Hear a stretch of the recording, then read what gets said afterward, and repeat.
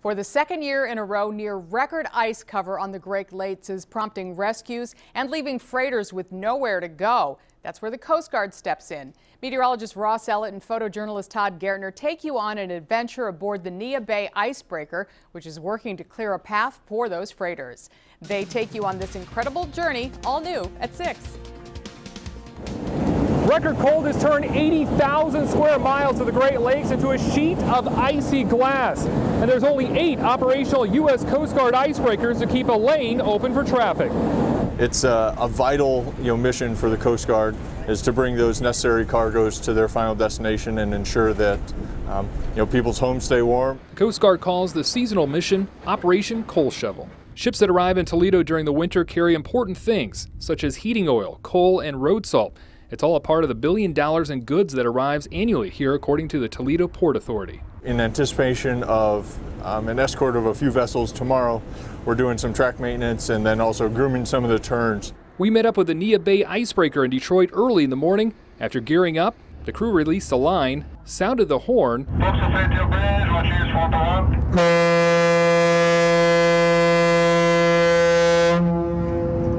and soon we went from open water to thick ice.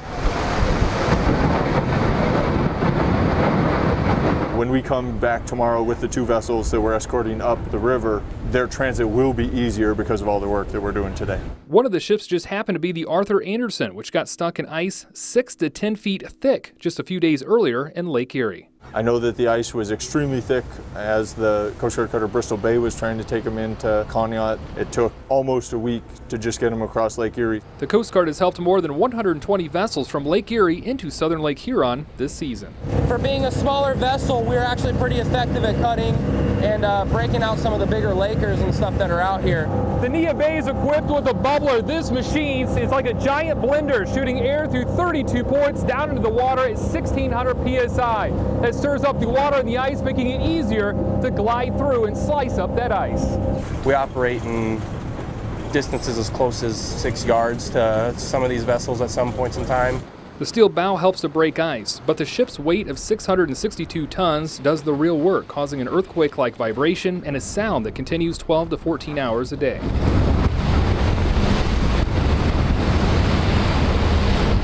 As we head down here, it's going to be a little bit harder to hear.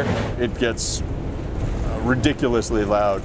Some people have joked that it's like living in a rock tumbler. This is the bow of the ship, and the ice is getting cut by the front of the ship, and it's going around both sides of the ship right now. So that's the noise, the crunching you're hearing. This is where it all happens right here. We can climb it this way. This is generally how we get up here if we're underway. The Neah Bay isn't a large or luxurious boat. It's tight quarters. You got to step over everything, which kind of makes it hard to transit sometimes. 140 feet is pretty small after a while. But every space has its purpose, from driving, navigating, sleeping, and eating. Yeah, this is probably the heart and soul of the ship right now. A happy crew's a well-fed crew.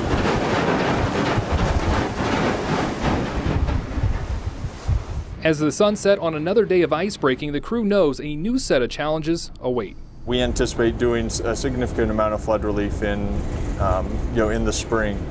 Where and when that's all going to occur is to be determined. As temperatures rise, ship traffic will increase and the flood threat will rise.